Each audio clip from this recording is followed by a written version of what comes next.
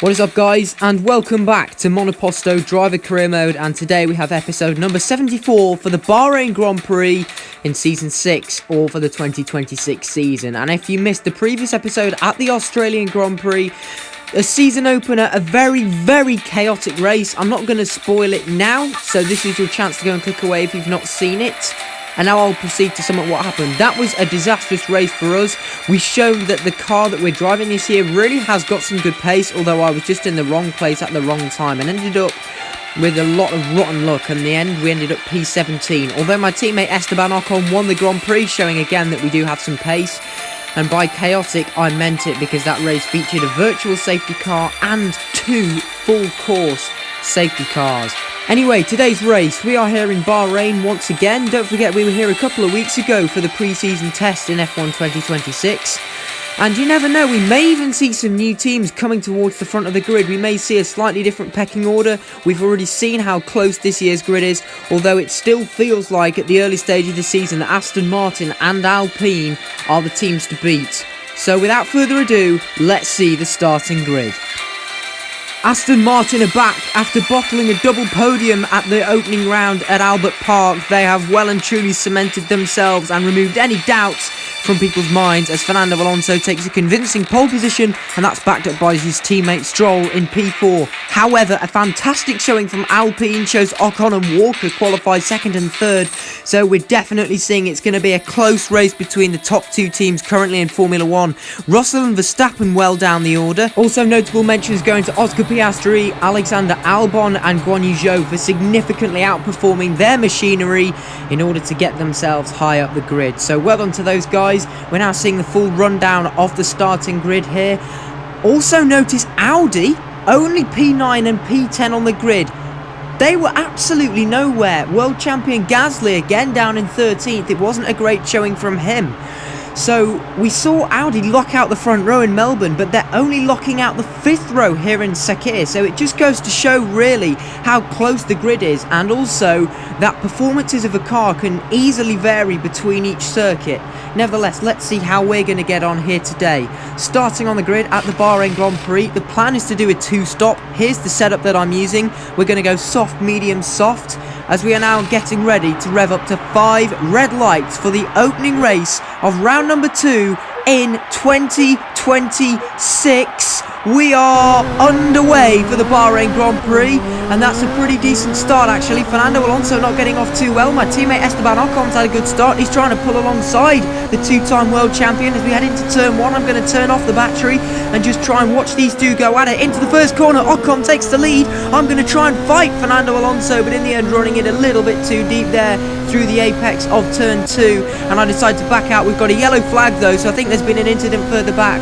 I'm just going to settle down into the race now, although Fernando Alonso is really slow. I'm going to go all the way around the outside at turn 4, and now it's an Alpine 1-2. It's been an absolutely superb start for the team. We've converted a 2-3 into a 1-2. Fernando Alonso on the soft compound tyre as well. He just really didn't get off the line well at all.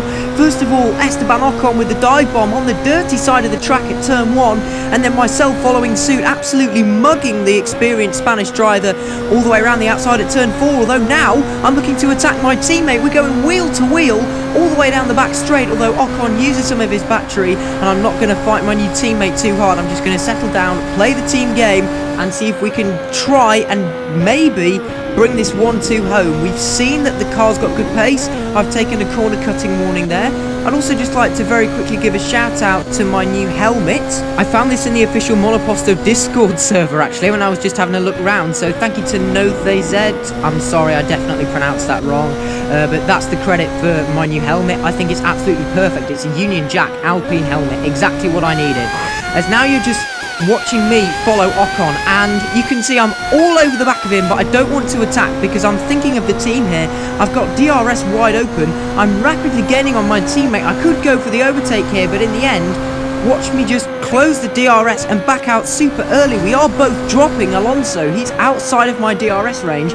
Although Ocon just seems to be so slow, and I'd actually like to try and get past him, and that's exactly what I've done. You might have noticed my team radio popped up before, asking if I could be let by, because Ocon was really slow, and now on lap number 3, I am taking the reins, I'm taking the lead of the Bahrain Grand Prix, and in just over a sector, I've dropped Ocon, and I genuinely had to pause and check what difficulty I was running. Purple sector 1, 1.6 seconds up, and Ocon is already somehow 3 seconds behind me, nearly 4 seconds. 2 purple sectors, I'm absolutely running away with this, and the crazy thing is, I'm just managing my race. My pace is not spectacular. That's an absolutely lightning quick fastest lap, 3.2 seconds faster than Ocon on the previous lap. Where has this pace come from me? I knew the car was quick, but I didn't realise that I myself would actually have this much pace. And now by the time we get on to the end of lap number 5, the gap to Ocon is over 6 seconds, and because I'm now comfortably in the lead of the Grand Prix, I obviously get preference for the pit stops, and with that kind of hairy moment, I definitely want to be coming into the pits. The tyres are shot now anyway, so this is the first stop of 2. We're coming into the lane now. Obviously, I'm now leading the race, so the team want to bring me in first to get me onto a set of medium tyres and out again, hopefully not in too much traffic. The balance of the car feels really good. You might take note of the setup if you want. I would highly recommend. Ocon has come in as well, although thankfully, because there was a relatively big gap, I don't think he's been affected too badly by having to double stack. Although as I'm now coming out of the pits, this is not good. I've come straight out into traffic. That's Jehan Deruvula in the Repsol Haas, and also Guan Yu Zhou in the Alfa Romeo Penske car. So I'm going to have to try and generate some heat into my tyres and see if I can make pretty quick progress through these guys, because don't forget, Lance Stroll has stayed out. He's on the soft tyres. Oscar Piastri is also not pitted yet. He's on the hards. Although actually, I didn't even mean to do that overtake, but I completely make a carbon copy of my pass on Fernando Alonso from lap 1 there as I go clean around the outside of the Indian driver. And now you can see the tyres are up to temperature, and I'm already all over the back of Guan Yu Zhou, braking so much later all the way around the outside at turn 8. That's a nice move there. I was worried at first I'd squeezed him a little bit at the apex of the corner, but thankfully he's got the awareness to give me the space and let me back out. And now this is Alexander Albon in the Mercedes. He's got a 5-second time penalty, so maybe he was involved in the incident that saw the yellow flag be brought out on lap number 1. The tie-brick driver uses some ERS, and he's actually going to stay ahead as we go into turn 11. I can be patient now but Albon goes a little bit wide here. I'm going to be really brave and try and go all the way around the outside of turn 13. It's brave, and we've got the move. What an absolutely fantastic overtake that was.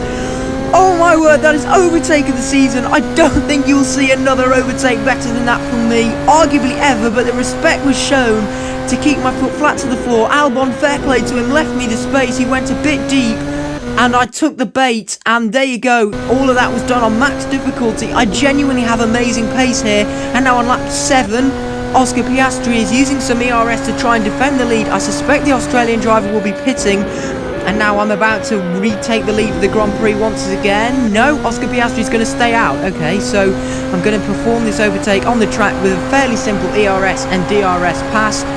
And now I am back into the lead of the Bahrain Grand Prix, and I can just go back to managing my race, trying to manage the tyres.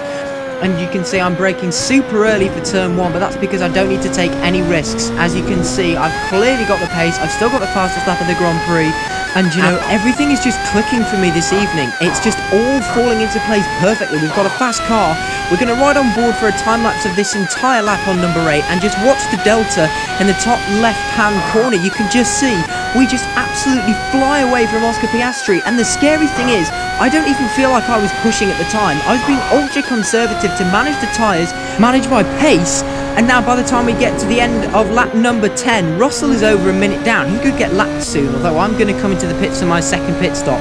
I've got a 10-second margin on my teammate. We're just absolutely dominating. I don't know where this pace has come from, because I wasn't particularly quick in testing. But I just feel like I'm able to throw the car through every corner. All those things I talked about in pre-season. You know, the improved power of the ERS and the DRS, and the fact that the cars just feel glued to the circuit. Although there's a slower top-end speed, it doesn't matter. We just seem to be so quick. This car is such a pleasure to drive, particularly when you compare it to that troublesome Mercedes of last season. As now this is still my outlap. I'm going to try and catch up to the Aston Martins, and I already have done, and I'm going wheel to wheel with Lance Stroll here as we're going through turn 9. I'm going to back out, I'm going to wait for them to try and sort themselves out, go for a move on the outside. That doesn't quite work, but I'll have ERS and DRS. We're going to overtake Stroll using the slipstream of Fernando Alonso. We're going to make a double overtake on both Aston Martins, both our championship rivals, and there you go, we're up from P5 into P3. That's exactly what we needed. That is a big statement made, because both Alpine cars are ahead of the Aston Martin. So for the constructors battle, that's what we needed. I'm not even going to wait and overtake Piastri. I'm going to send it at the final corner. And now watch the sheer power of the ERS that I just mentioned. We saw it in pre-season, DRS wide open, and would you just look at the gaining speed, and within one lap, the charge is complete. Just like that, I've managed to retake the lead of the Bahrain Grand Prix. Ocon is still in second. So with 3 laps to go, we could actually pull this off. We could get a 1-2 here, although I kind of hope that Esteban Ocon will try and drop Oscar Piastri quickly. Piastri's managed to stay out on those hard tyres so long, and this is me actually lapping George Russell, my old teammate, so that does feel good actually, as we're now starting the final lap of the race, and I've absolutely dominated this one. And I'm really just trying to flex the muscles even more on the final lap. We've got a purple sector 1, although the tyre wear is kicking in. And I'm going to back out there. Purple sector 1, purple sector 2. We don't need to crash and bin it at this stage of the race. Just bring the car home. We know my pace has been scary.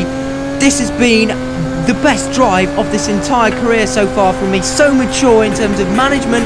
I've had the racecraft to try and get the overtakes done when I've needed to.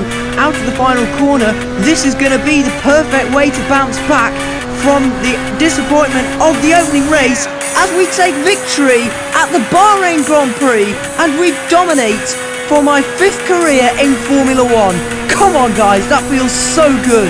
We just had the pace, and for all the haters out there who said you weren't running on maximum difficulty, I've proved time and again throughout this video that I was. And also, I was so shocked at my personal pace, so I genuinely had to keep checking. Wow, that was one hell of a race win. I'm so pleased with that. That feels great. We needed that. Our championship charge starts here. Game on. Because now we're watching some of the final finishes coming through the final corners. Lance Stroll ends up P2. Oscar Piastri holds on for a podium, so that's a really good race from the young McLaren driver. You know, he's just been way ahead of his teammate Pierre Gasly here this weekend. Drogovic has stolen my fastest lap, so you can see I was really trying to flex the muscles and kind of big up that actually I was just managing my race pace through the whole Grand Prix on the final lap there, but it's been taken away from me now anyway. The lap I was going to set on the final lap would have been an absolute monster. And Fernando Alonso misses out on the podium again. The Audis are way down, and unfortunately for Ocon, he doesn't even make the podium in the end. He ends up P4, and I don't think Esteban will be very happy with that, particularly given where he was and given that I won the Grand Prix. But even Fernando Alonso only ended up in P5. He was P4 in Albert Park, and after starting from pole today, that has been a really disappointing Grand Prix from the 2-time world champion. So Aston Martin need to try and find their mojo. They seem to be exceptional in qualifying, but their race pace kind of tailed off, particularly today. They weren't particularly impressive, so that's something that they're going to be really gunning to try and sort out in time for the Chinese Grand Prix, because he's not finished on the podium yet, and, you know, he's just dropping behind in the championship really quickly. But there you go, guys. That was it for round number 2 at the Bahrain Grand Prix. I really hope you enjoyed this episode. If you did, please be sure to like, share and subscribe. Let me know what you thought of the new commentary format once again down in the comments below. I prefer this, to be honest. I find it much more enjoyable, much more immersive. There's the final results from today's race. The next race will be taking place at the Chinese Grand Prix, but there'll be a short interval due to FX Racer career mode. You can see we are 1 and 2 in the championship and running away with the constructors, which is about to pop on screen. And Russell Verstappen and Leclerc are bottom 3 in the championship, so they won't be loving life right now. But that's it for today's video. I'll see you all next time. Goodbye.